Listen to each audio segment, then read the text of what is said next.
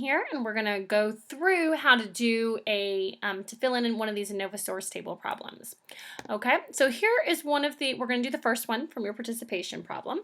And given this F statement, F312 is equal to 1.667, where MS error is equal to 14 and it's non-significant. Now, the first thing we need to do is we need to fill that information into this F table, okay? So it tells us that F is equal to 1.667, so we'll fill that in there. It tells us that mean squared error is equal to 14, so I'm going to fill in 14 there, okay? The other information we have is degrees of freedom, okay? Now this is repeated measures ANOVA, so we're dealing with a different F ratio, a different F formula than we did in one-way ANOVAs, okay? So our degrees of freedom are going to be a little bit different. It's not going to be between treatments and within treatments.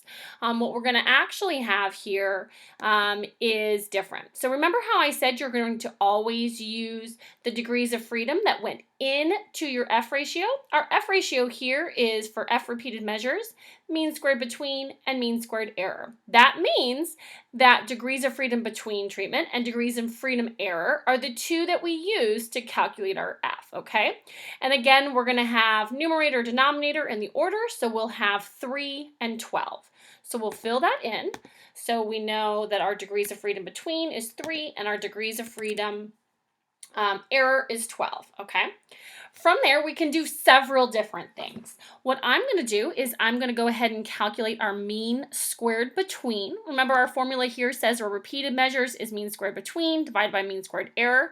I have mean squared error and I have the repeated measures. So algebraically, I can solve for mean squared between. So let's pull up our calculator. And we will take our mean squared between and our F. So our F is 1.667. We're going to multiply that by 14, and we get 23.34. Okay, so we're just going to fill that in. Now we have information that we can go back and get our sums of squared. We know our mean squared is equal to sums of squared divided by degrees of freedom. In both cases, we have our mean square and our degrees of freedom, So again, we can solve algebraically for our sums of squared. So let's do that. So 23.34 times 3 will give us 70.02. If you didn't round at the mean squared step and you left it at 33.33, then you'll get 70, and either one is fine. So I'm going to put in 70 or 70.02 because either one will be fine. I'll accept either here. We'll do the same squared for mean square. So our 14 times 12, which gives us a sums of squared error of 168. Okay. Other things that we can do, we know that the degrees of freedom total is 19, and degrees of freedom total is equal to either n minus 1, or it's equal to degrees of freedom between treatments plus degrees of freedom within treatments, okay? And so again, because of this additive relationship, I can go ahead and solve to figure out what within treatments is, because I know total is 19, and I can subtract out the 3, which means my sums of squared within is 16. Okay? I'm sorry, my degrees of freedom within is 16. Okay, now we can solve for degrees of freedom between subjects. We look at our formula sheet and we see that degrees of freedom error, which we have, is equal to degrees of freedom within treatments minus degrees of freedom between subjects, okay? So we have, again, 2 of the 3. We have error and we have within treatments. So we can algebraically solve for between subjects, okay? So we take our 16, which is the total of between subjects and error. We subtract out the 12 we have, and we'll get 4. Okay? So now we have that information. We can do the same thing to solve for our sums of squared within treatments, okay? We have our sums of squared total. We know sums of squared total minus Sums of square between treatments gives us within treatments, because again, our sums of squared total is equal to sums of squared within treatments plus sums of squared between treatments. So here I have 2 of the 3. I have total, and I have between. I have 2 of the 2. I have one piece of the total pie. I know how much the total pie is, so I know how much is left over. So again, we'll algebraically solve for that.